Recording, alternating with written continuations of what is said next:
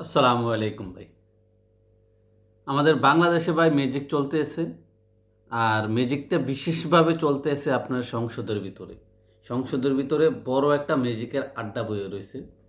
যেখানে আপনার জুলাই যোদ্ধা নামে একজন উচ্ছৃঙ্খল প্রার্থী আছেন, জামাত শিবির আছেন, বড় উচ্ছৃঙ্খল প্রার্থী।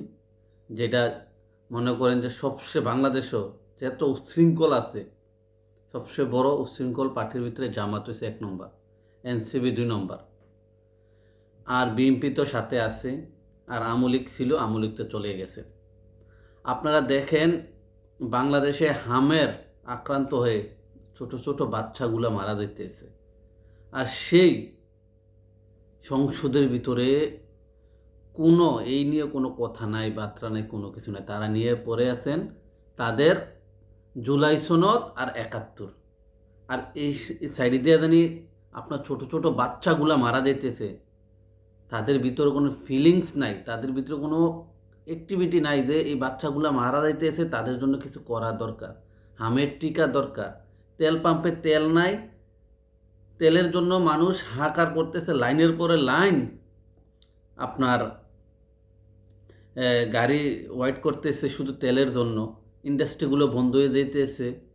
আপনার বড় বড় আপনার কারেন্ট পাইতেছে না গ্রামের সাইডে, শহরের সাইডে। তাদের এই নিয়ে কোনো মাথা ব্যথা নেই, তাদেরা আছে জুলাই সনদ নিয়ে। আর আপনি ৭১-এর সংবিধান বাঁচানোর জন্য।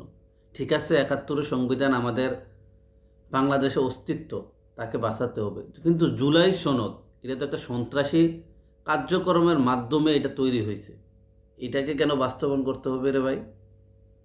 আর জামাত শিবির তো চাইবে যে তারা যখন এটা কার্যকর চালু করে, কারণ তারা ৭১-এ তারা পরাজিত হয়েছেন। পরাজিত শক্তি কোনোদিনও চাইবে না যে যে শক্তিটা আপনার বিজয় হয়েছেন সেই শক্তির কোনো দলিল থাকুক।